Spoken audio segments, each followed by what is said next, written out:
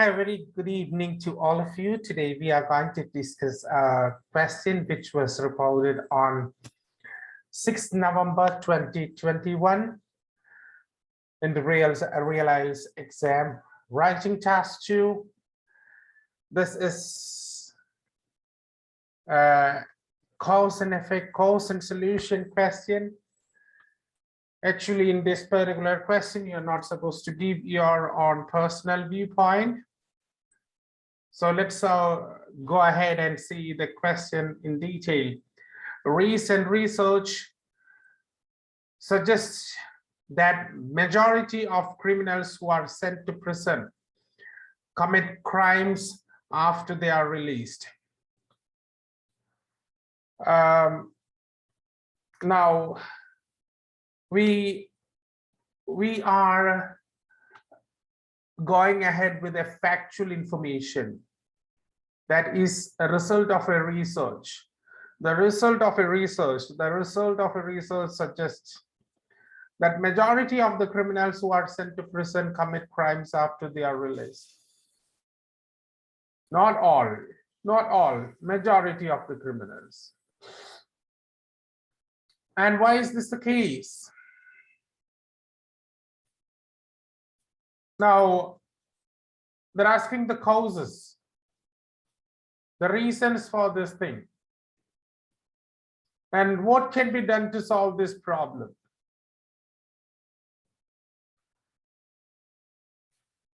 Now, we do have two questions here.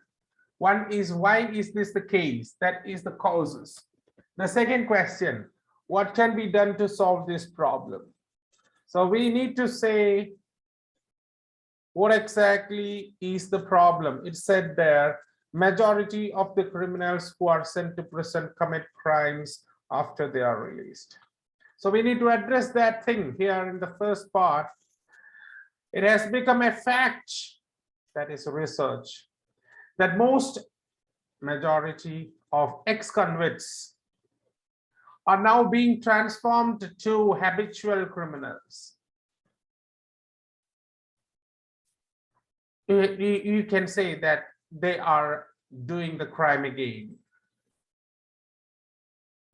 The two main reasons behind this. So why is this case?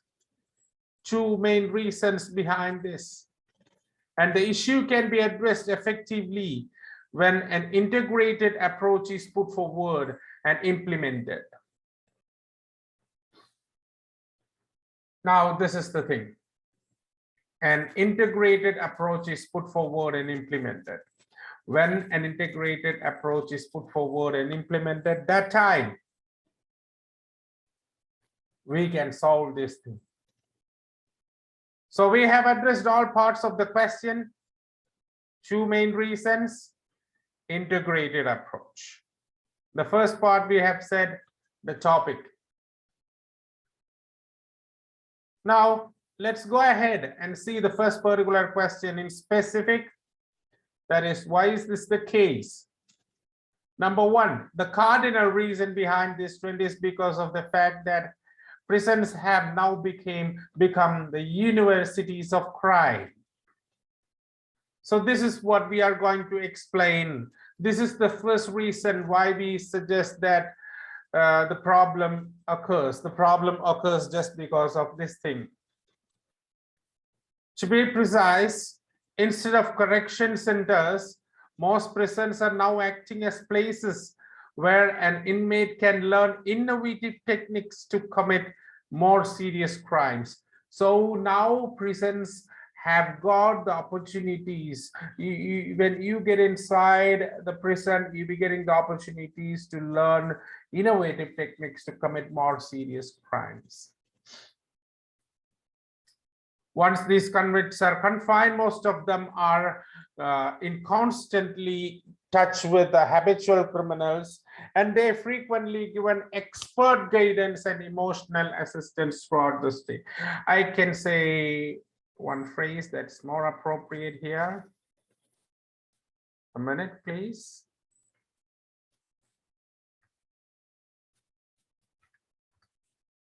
To explain it further once. Okay, so we have made it very clear. So how it is called as the universities of crime. Now, the most associated cause is the ineffective way of reintegration to the society.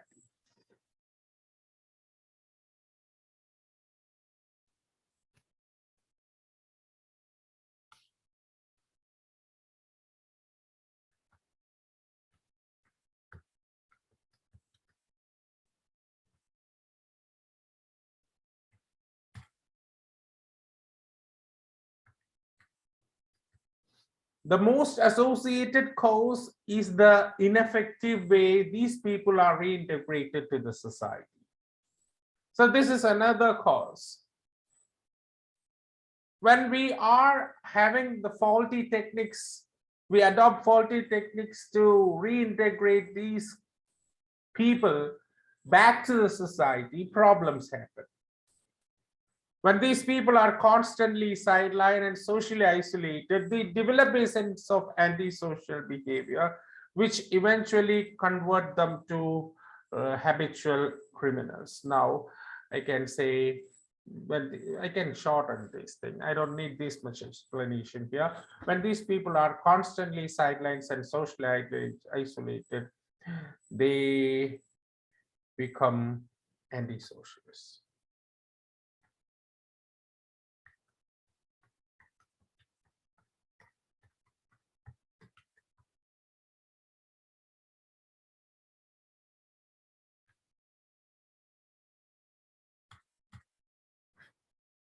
And I don't need a detailed explanation there. It's understood. When they are sidelined, when they are socially isolated, they become antisocials. I can use eventually.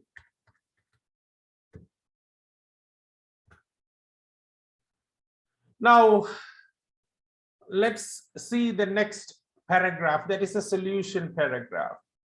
In order to address the issue effectively, this is the phrase that we have used here. In order to address the issue effectively, the first step is to be taken by the authorities. So we have to solve the issue. The first step is to be taken by the authorities. To be precise, the prison authorities should avoid circumstances in which habitual criminals contacting people who have committed minor crimes. So we should avoid the contact between these two groups. Avoiding isolation and providing opportunities to engage prison inmates in interesting and productive activities would make great changes.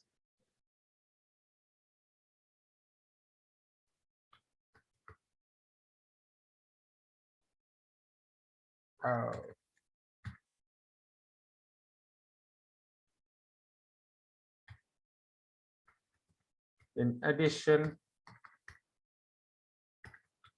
avoiding isolation and providing opportunities to engage prison inmates in interesting and productive activities.